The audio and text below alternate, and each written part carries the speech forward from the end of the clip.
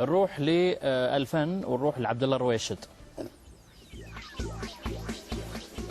أنا مو والهان أنا مو والهان سمعت أهلي في الكويت، سمعت صوتي إلى العالم العربي، سمعت إلى العالم، الكل العالم سواء عربي أو كان أجنبي. هذه الأمسية اللي كانت الليلة المحمدية وكان فيها روح وطنية ما تصور شلون كان بالنسبة لي أنا. كذلك أوجه تحية اللي شاركتني في هذه المناسبة الأستاذة سعاد عبد الله، تحية لها من القلب، لأن فعلا شدت بإيدي في ذاك الوقت. أنا مو تعبان أنا شوفني متعبان. احنا يعني خلينا عبد المجيد يغني لك ابو خالد تعمدا، لانه يعني حلو الواحد يسمع نجاحه بصوت مميز جدا وناجح مثل قامه مثل عبد المجيد عبد الله. فهي بس بعدين نقول لك الحركات الفنيه هذه ايش نستفيد منها ان شاء الله. اي بس نحلل ابو خالد. ابو خالد طبعا خيالي ورومانسي، عاطفته جياشه جدا مع الغرور، مغرور شوي، عنده كبرياء، اغلب الاحيان يتساءل بالاهمال، مهمل يعني ولا مبلاء من ناحيه الذقن. يعني شوف الذقن ماله مربع وصغير جدا، اذا بتشوف الذقن صغير جدا، مربع صغير. فنان بكل معنى الكلمه، يحب العمل الدؤوب لجمع المال. دائما اللي عندهم الذقن هذا يحبوا الفلوس، مع يعني السلبيات والايجابيات.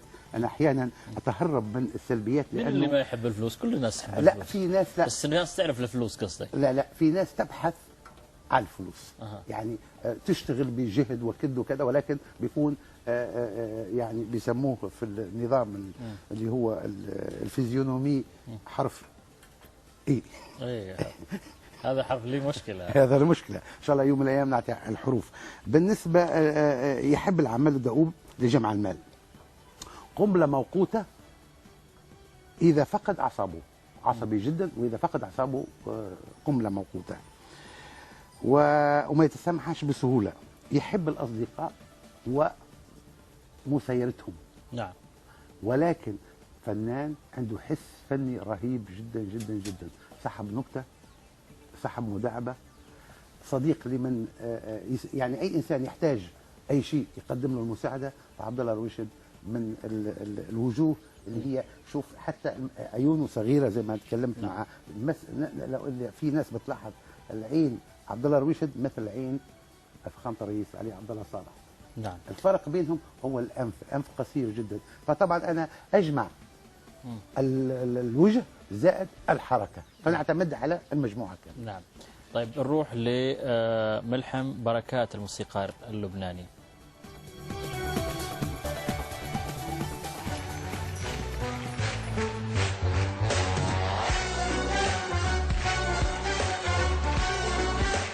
يعني اليوم الفن منه هين، الصوت بده يكون عنده شخصيه جديده تينجح.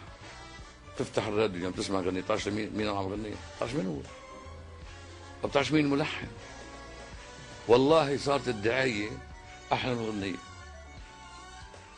فنصيحة مني لهالشركات يلي عم تنتج، يلي عم تعمل أعمال فنية، خدوا لمن بيعجبكم شخص خدوه لبر، خلينا ندربوا لكم إياه ويعلموه الفن. لأنه ما في ولا واحد من هالمطربين ومطربات كمان قلال جدا يلي قادر تشوفه أو تسمع له شيء أغنية، أما الباقيين شيء منه. تركنا قلبك ولا يتخلى. ملحم بركات طبعا لا شك فيه موسيقار كبير جدا، وأنا أخذت عليه يعني فكرة يعني من خلال الحركات والطريقة.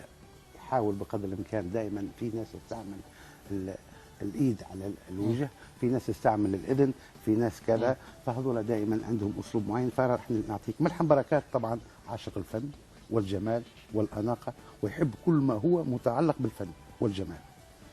لا يستطيع العيش بدون حب او احباب او اصدقاء من حوله. حنون وعاطفي في الحب وجارح في نفس الوقت.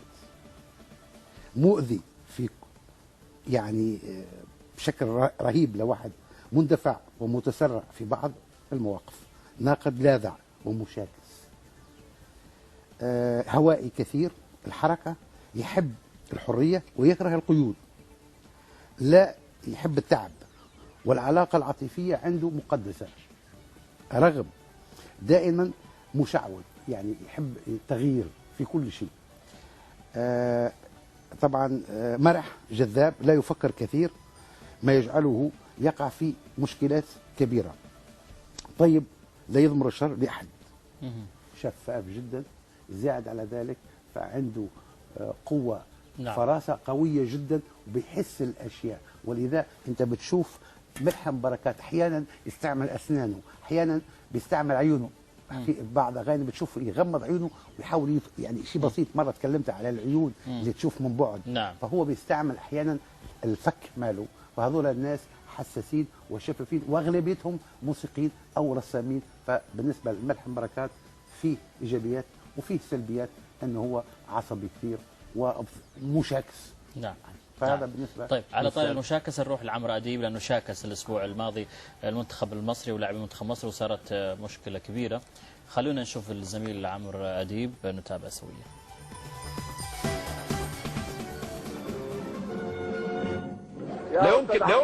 لا يمكن هرد عليك. ما انا بقول لك يا استاذ عمرو، لا يمكن. عارف انا لا يمكن ارد عليك. انت تقطع في المنتخب مصر، تقطع في اللعيبه، تقطع من الناحيه الفنيه، انا معاك، انما تقول في اخلاق لعيبه. يا محمد انا ما قلتش، يا محمد انتوا ليه مش سامعين اللي انا بقوله يا حبيبي؟ الكلام ده انتوا لما هتنزلوا بكره مصر هتلاقوه موجود في كل حته. انا ما قلتش. ماشي. اشمعنى انا؟ يعني انتوا اشمعنى انا سايبين الدنيا كلها؟ ده انتوا قعدتوا في المؤتمر الصحفي ما ردتوش يا راجل. طبعا الاستاذ الكبير والاعلامي المعروف الكبير طبعا استسمح، وهو بيعرفني جيد طبعا، شخصيه قويه مقنعه، يحب القياده ويحب النظام، يصل الى اهدافه بسرعه، لانه يمتلك الحجه والفصاحه والقدره على الاقناع، سريع الانفعال والغضب، اجتماعي، يكون دائما يحب يكون صداقات بشكل سريع، حازم في قراراته، يدقق في صغائر الامور، يسعى الى المثاليه في اعماله، عطوف على الفقراء والمظلومين، ويكافح من اجل يعني ينصرهم. في بعض الاحيان ياخذ قرارات غير صائبه. كريم، وفي التوزيع يعني يحب دائما يوزع النصائح بلا مقابل، وعنده جواب شافي لكل سؤال. نعم. هذا نعم. بالنسبه لعمرو اديب. اشكرك. ليش انا عفوا حتى تعرف دائما يستعمل ايديه، وفي نفس الوقت الناس اللي يعني بتشوف الخدود ماله كبيره جدا، ثم راسه كبير، ودائما لما يحاول بقدر الامكان العيون البارزه وليس جاحظه، في فرق ما بين الجاحظ والعيون البارزه، فهو هذول دقيقين بدقه تفصيل وفصيح جدا جدا بالنسبه. نعم. عمر اديب. نعم. اشكرك جدا دكتور مبارك الاشقر، وان شاء الله في المره الثانيه نعطي شويه ايجابيات سلبيات. نعم. عشان ما يزعلوش. لا اكيد. المشاهدين. نعم. حوار الاديان بين الضروره الانسانيه والمصالح الاقتصاديه موضوع فقرتنا المقبله، لا تذهبوا بعيدا.